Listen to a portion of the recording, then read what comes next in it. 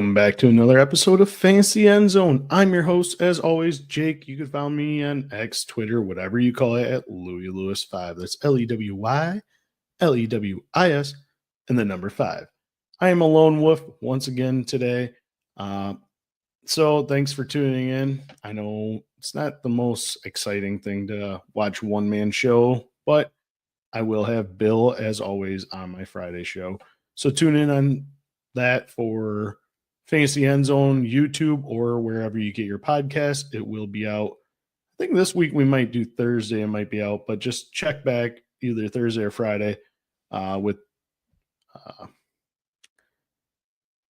Halloween going on Friday. So we might just do it Thursday, But nonetheless, we will be back later on this week. But on today's show, injuries do pile up. Not as many as normal, but it always happens. Thoughts on week 8, possible trade targets, and finally waiver targets. I'll get into each position, give you more than just one. So we got a lot to cover. So without further ado, let's get fantasy.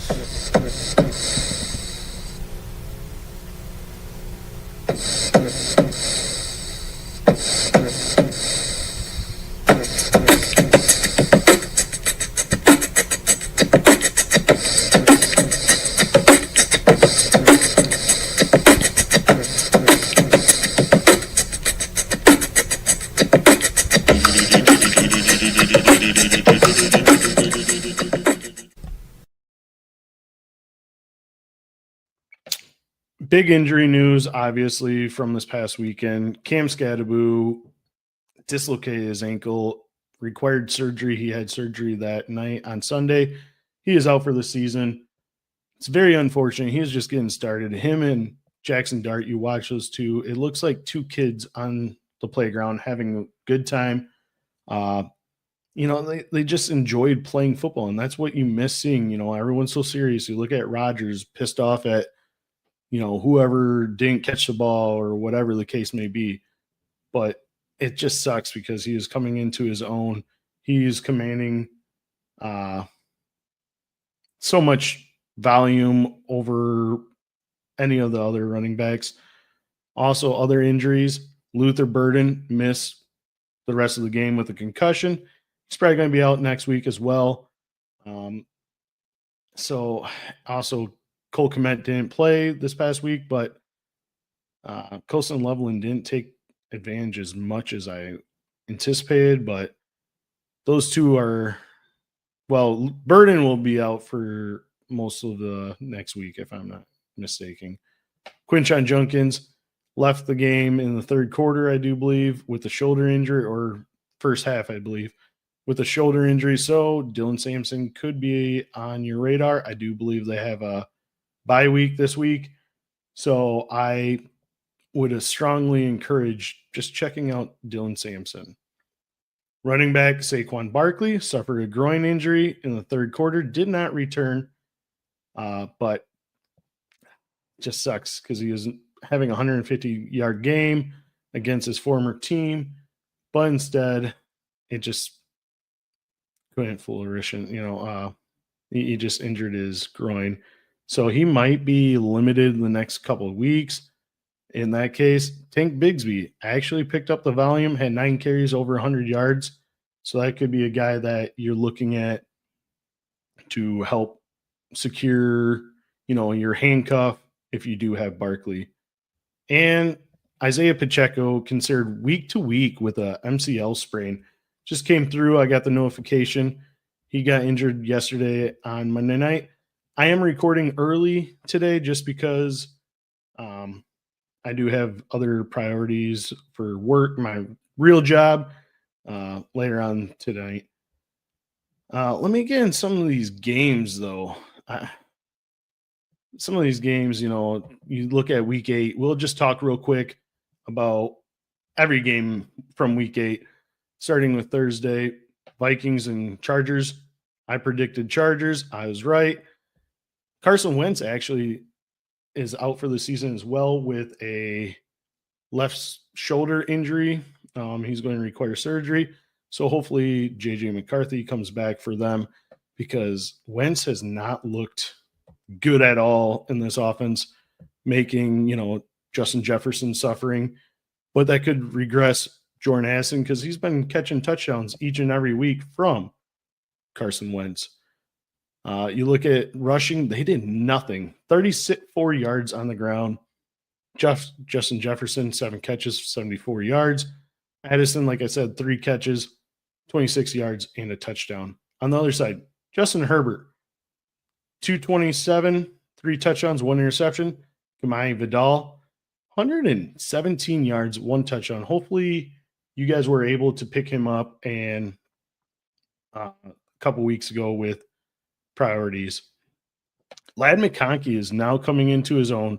Took a little while, Quinn Johnston is kind of getting phased out right now on this team. He's also battling injuries. But Ladd McConkey, he's been wide receiver 6 in the last 4 weeks. 6 catches, 88 yards, and touchdown. And my ad of the week for tight end last week, Oronde Gadsden, 5 catches, 77 yards, and a touchdown. So if you had him, congrats. And hopefully you did get him, because I would still be adding him as well as a priority for tight ends. Next game, Dolphins surprising me. This is my surprise of the week. Dolphins beating Atlanta. I mean, I guess with Kirk Cousins, I didn't expect much, but Dolphins did win 34-10 against the Falcons. Tua, 205 yards, 4 touchdowns. Great game for him. Way to come back after almost getting benched and ultimately coming back and producing. Devon Achane, 67 yards on the ground, but he did catch 5 catches, 24 yards, and a score. Jalen Waddle, 5 catches, 99 yards, and a touchdown. He's been picking up right where he left off a couple weeks ago as that number 1 wide receiver option for the Miami Dolphins. On the flip side, Michael Penix did not play. Oh, man, Kirk Cousins got to play. 173 yards, no touchdowns or anything like that.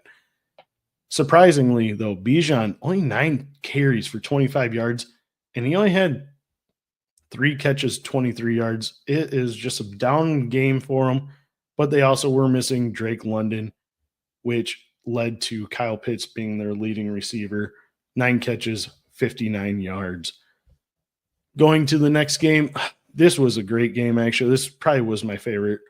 Justin Fields and the Jets taking on Cincinnati Bengals and Joe Flacco. 23 points in the fourth quarter scored by the Jets. Just a sad day to see. But Justin Fields did play. He had 244 in his score, adding 31 yards on the ground. Breece Hall breaks out, 133 yards, 2 touchdowns on the ground, also had a passing touchdown. Plus, he had 2 catches, 14 yards receiving. Great game for him, one of the top running backs this week. Isaiah Davis is also, I'll be talking about him later on today. But yeah, stay tuned for that. Garrett Wilson did not play. Tyler Johnson, 3 catches, 64 yards, and a touchdown. On the flip side, Joe Flacco keeps on trucking along, with this Bengals offense. 223 yards, 2 touchdowns. He also had a rushing touchdown, 14 yards on the ground. We don't see that from him, but he had a touchdown. Speaking of rushing, Chase Brown has been the biggest beneficial factor, benefiting from Joe Flacco and the switch at quarterback compared to Jake Browning. He had 12 rushes, 73 yards, and a touchdown. He also had 3 catches, 32 yards, and a score as well. Samaje Perine, I don't know where they decided to just keep on handing him the ball. He had 9 carries, 94 yards, but a touchdown as well. On the flip side, Jamar Chase, 19 targets. 19 targets this week. He caught 12 of them for 91. No scores, but huge day for him. T. Higgins catches his lone pass, or his only catch that he had was a 44-yard touchdown, which I still can't believe that the Jets came back and won that game against the Bengals. Browns versus New England Patriots. Dylan Gabriel still not the answer. I'm just wondering when Shadir actually gets a little chance. Hopefully he's sooner rather than later, because I think he's just more accurate with the ball. 21 of 35. It's not going to get it done in the NFL. 156 yards, 2 touchdowns, 2 interceptions. And rushing, I mean, like I said, Judkins got injured, so 9 rushes, 19 yards. They're already behind when he got hurt, so they didn't give the ball off at all, really. I mean, Sampson had 3 carries, and that's it. Harold Fanning Jr., National Tight End Day, he scores.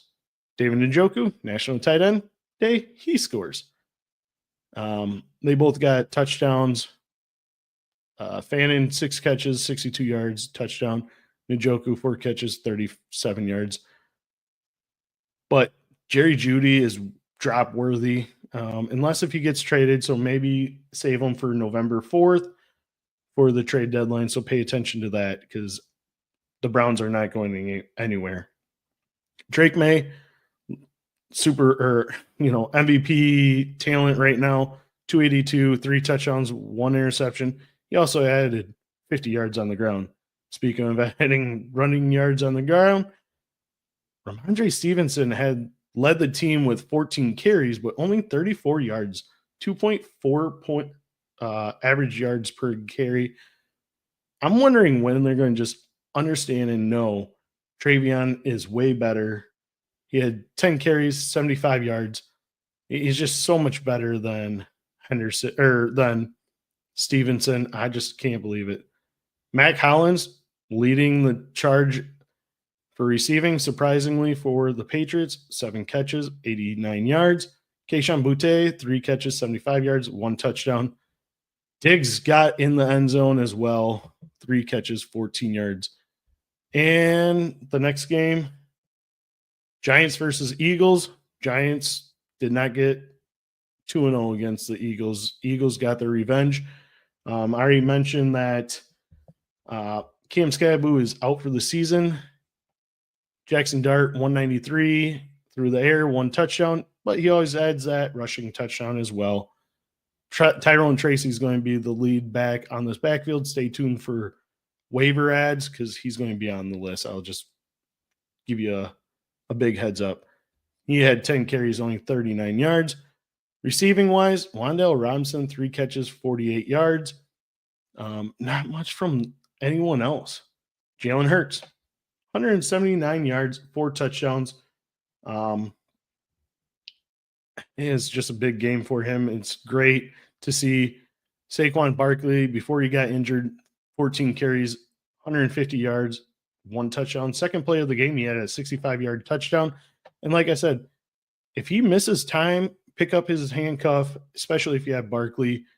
Tank Bigsby, 9 rushes, 104 yards, and a touchdown. A.J. Brown did not play. That's why Devontae Smith is a better receiver right now. 6 catches, 84 yards. The Buffalo Bills smashed the Carolina Panthers. Josh Allen, 163 yards passing, 1 touchdown. He wasn't needed. I mean, he did have 2 rushing touchdowns as well, but he wasn't needed when James Cook has 216 yards, 2 touchdowns. I think it was a huge game for him. And Khalil Shakir, 6 catches, 88 yards, and a touchdown. Bryce Young was out. Insert Andy Dalton, 175 yards, no touchdowns, and an interception. And same thing with the Patriots. Why are we still giving the ball to Chuba Hubbard? 12 rushes, 34 yards. Yes, he did score because it was a 1-yard rush. 2.8 yards per carry. Rico Dowdle had back-to-back over 200 yards total offense, and he's far better than Chuba Hubbard, which he had 8 carries, 54 yards, averaging 6.8 yards per carry. They need to stick with Rico, give him 70%, 65% instead of doing Hubbard. I guess that contract does talk, but I would get out of it when I could. Ted McMillan, 7 catches, 99 yards. So even with Bryce Young out, he was still part of the offense. The Ravens finally getting another win at home, 30-16 against the Chicago Bears. I thought Caleb Williams would have a lot better game. Unfortunately, I'm sorry if you did listen to me. 285 yards, 0 touchdowns, 1 interception. DeAndre Swift, 45 yards on the ground and a touchdown. Roman Dunze had 7 catches, 114 yards. Great day for him. Unfortunately, just couldn't get in the end zone because Caleb Williams couldn't throw it to the end zone. Now the surprise is Tyler Huntley. Yes, Pro Bowl. Tyler Huntley, 186 yards passing, 1 touchdown. He is 17 for 22. Surprise.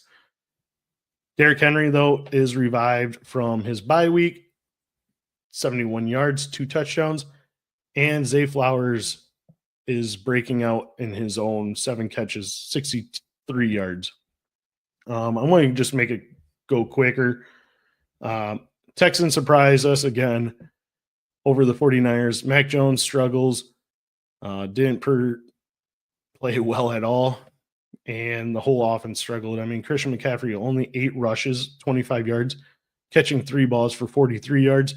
But a lot of that was towards the end of the game where they dink and dunks.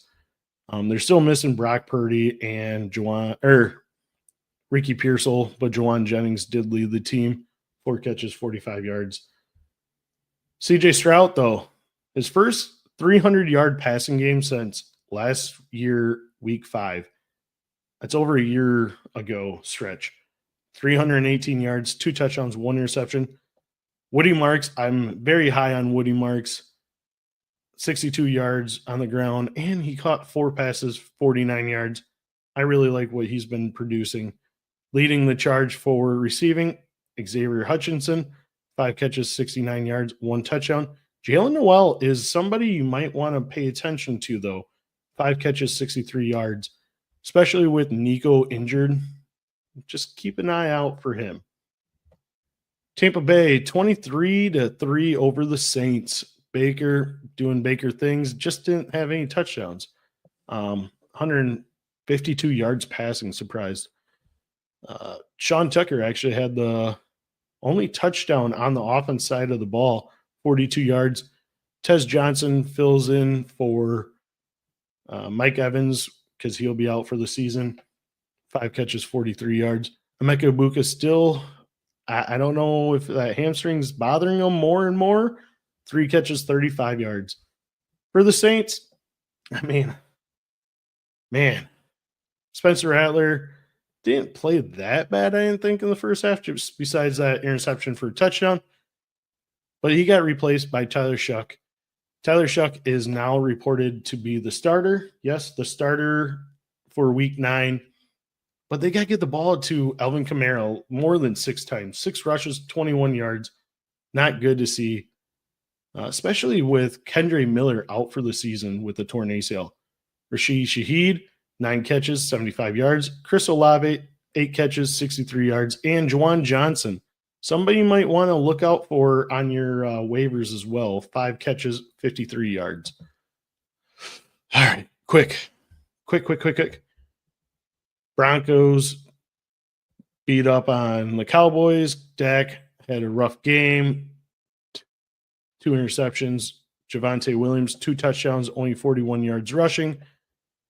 Pickens, 7 catches, 78 yards. And CD Lamb, 7 catches, 74 yards. On the other side, Bo Nix has been playing out of his mind the last 5 quarters, because they scored 33 points in week 7, and they scored 44 points in week 8.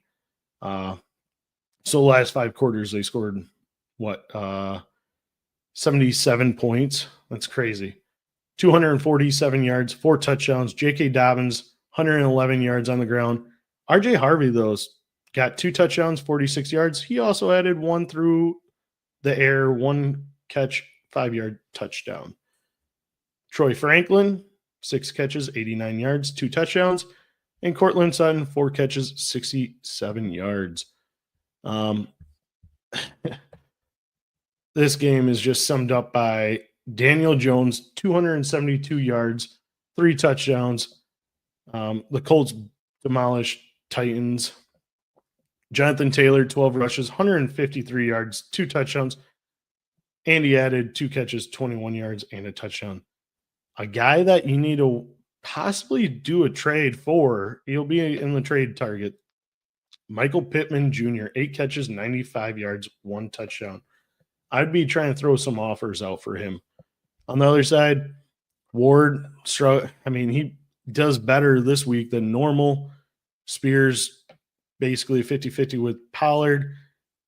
Chimere Adike, 7 catches, 93 yards. He was one of my starts of the week. Now, my favorite game, just because I'm a huge Packer fan, is seeing Jordan Love beat up on his old mentor. This is where the student becomes the master. Jordan Love, 360, 3 touchdowns. Josh Jacobs, I think he's still hurt with that calf injury, 13 rushes, 33 yards, and a score. Emmanuel Wilson, 61 yards.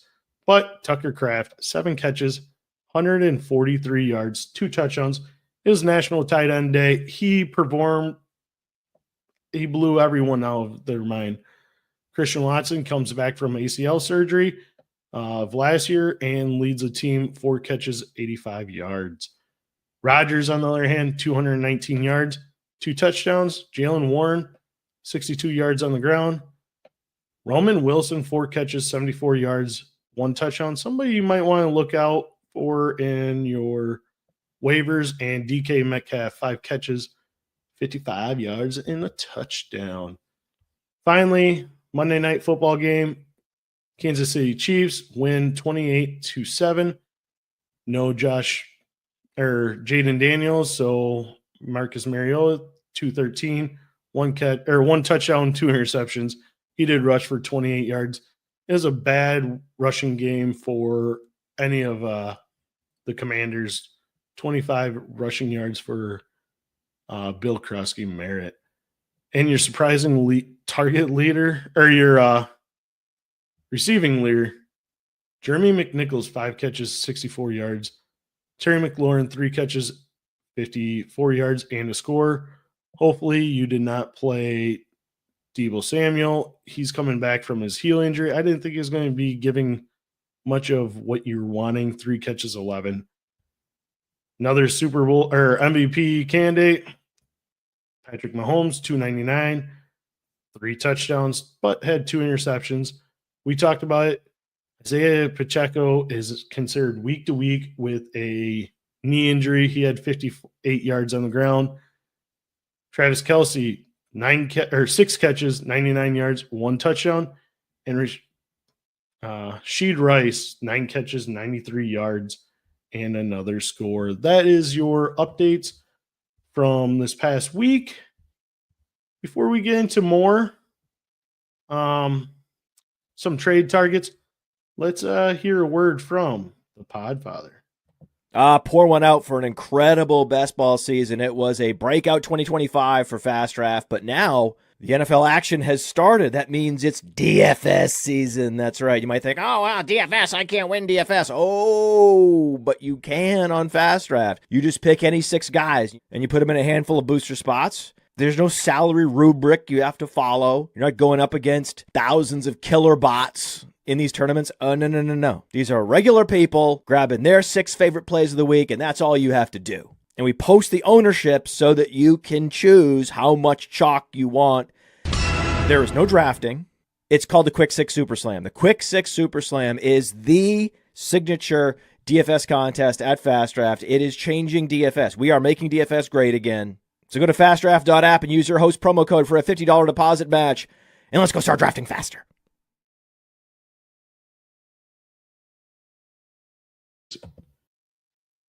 Yes, go ahead and use my promo code for Fast Draft, Lewis, Lewis, for dollar match up to $50 when you first deposit. Couple of trade targets I already mentioned. Michael Pittman Jr. is a huge guy I would be targeting. He's been relatively quiet, like wide receiver 1 right now, and I love it because a lot of people aren't thinking, oh, hey, the Colts, I'm thinking, if I hear the Colts, I'm thinking Jonathan Taylor right from the beginning. But actually, Michael Pittman is a wide receiver 1, somebody I'd be looking to trade for. Brock Bowers is another guy I'd be looking to trade for. I don't think Jacoby Myers is going to be on the team this the rest of the season. So that's a guy I'm actually targeting. And I do believe he's coming off a bye week this past week with the team. I just feel like they got to switch something around, and hopefully he comes back healthy sooner rather than later. Another guy, I don't know if you could really trade for him, but Derrick Henry, I'm huge on. I love that the Ravens will be trading or will be still giving him the ball. That's what they needed to do this past week. I'd be going after Derrick Henry. A couple other guys I'd be trading for is probably, I don't know why I'm saying it, but Travion Henderson, I think he could be still a league winner late in the season. So I'm looking to have value for him as well. That's just a couple of the trade targets I have in mind. I would strongly suggest looking at those. But here's my top waiver ad players at each position. At quarterback, Kyler Murray gives you that rushing upside, was injured before their bye week, so he's been out for the last 3 weeks, available in 45% of sleeper leagues. He's facing Dallas, Seattle, San Fran, Jacksonville, and Tampa. 4 out of 5 matchups are juicy. So I'm picking up Kyler Murray if you're needing a streamer or looking for a different quarterback. Next, Sam Darnold, available in 57% of leagues. He's averaging 16 fantasy points per game, ranking 18th, yes. But he has 3 top 10 finishes already this year. Fresh off a bye week, he could give you some numbers and be a streamer if you're needing it. Last guy for quarterback, he's available in 78%, just had 4 touchdown game. That's another guy I would be looking into if I need a streamer or for bye week. He does come with caution because you've seen it before. Their offense has sputtered and stopped. Running backs, Tyjae Spears, available in 54% of leagues, playing over 50% of snaps in the last 2 games. Plus, Tony Pollard could be on the move. He could be traded at the trade deadline, meaning Spears is going to be the only available guy. Also, I think they want to see what they get out of Tyjae Spears. So I really like him in the mix. He's involved in the rushing game as well as the receiving.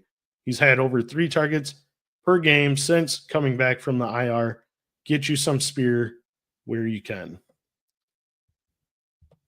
Tyrone Tracy Jr., Cam Skattebo is out for the season, and all fingers point to Tracy being the next man up. I mean, he came in, had 10 carries right away for the Giants, available in 65% of your leagues, can fill the void, especially if you just lost Cam Skattebo. So I'm looking at him.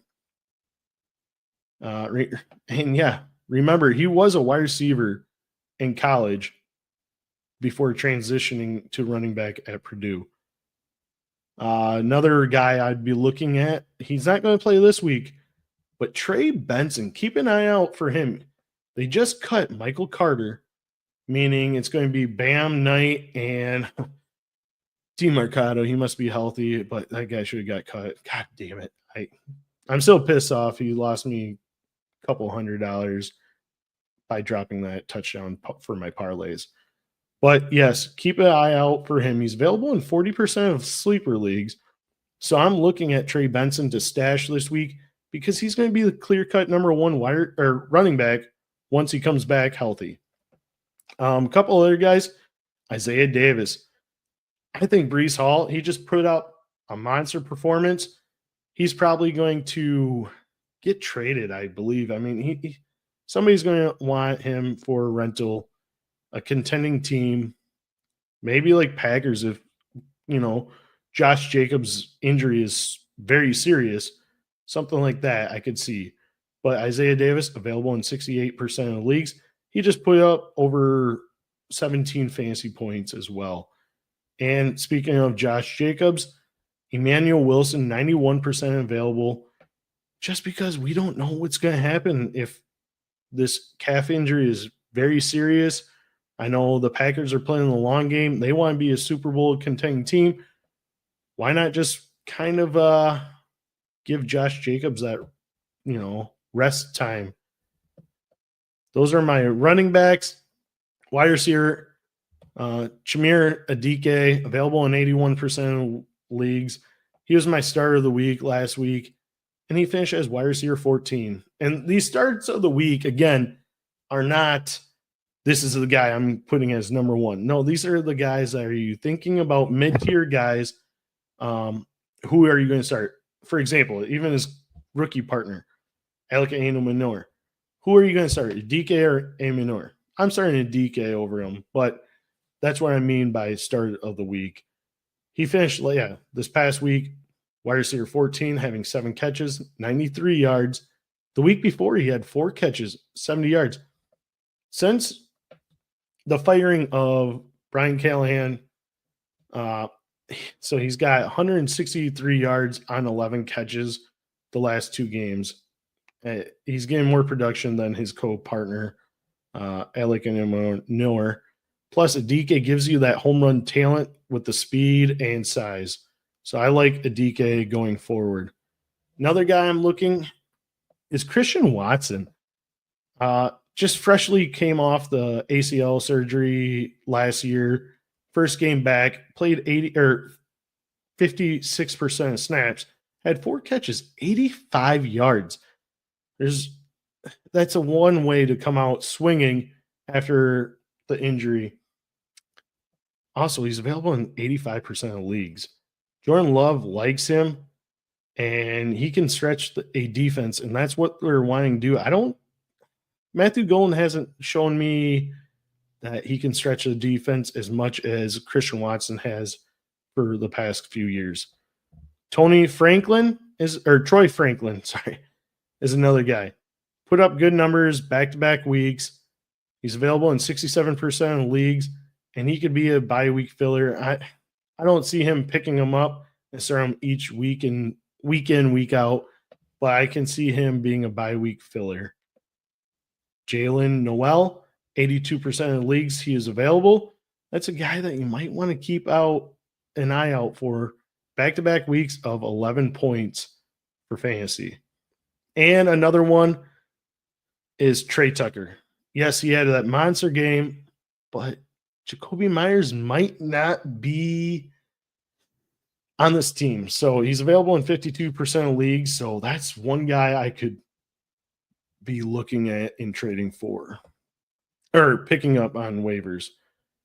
And for tight ends, Juwan Johnson, he's getting over 70% of snaps, even with Taysom Hill back in the lineup.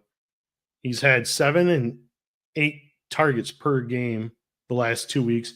Plus, earlier this year, his first 3 weeks was top 10 tight end finishes. The Saints are switching to Tyler Shuck, so maybe Johnson will be his safety blanket. I would definitely look and pick him up if you need somebody. My last one is Theo Johnson. I guess it's the week of the Johnson and Johnson pickups for tight end. Cam Skattebo, again, is done for the season. So I could see Johnson getting a little bit more targets, especially close to the line of scrimmage where Cam Skattebo was getting them. I know Tyrone Tracy used to be a wide receiver converted into a running back, but some of these routes can be had by Theo Johnson. He's got a lot of good playmaking abilities. So I like seeing him getting more work and help you. But that is this week's Fantasy Endzone. I will be back on Thursday or Friday with Bill for our starts of the week for week 9. Be sure to follow, like, subscribe. Anywhere where you get your podcast from, listen to Fantasy Endzone. You can also remember to follow me on on X at Louis Lewis 5, LEWY LEWIS, and the number 5. And I'll see you, Fantasy Heads, next week. Till then, peace. From the Podfather to you, I deeply appreciate you tuning in. And many ask, what can I do? What can I do to help support the hosts, the research they do, the production costs? Go to PlayerProfiler.com, Dynasty Deluxe, World Famous Draft Kit, Rankings, DFS Dominator, and of course, data analysis. Subscribe to any one of those, and you support all of us and take Player Profiler to the moon.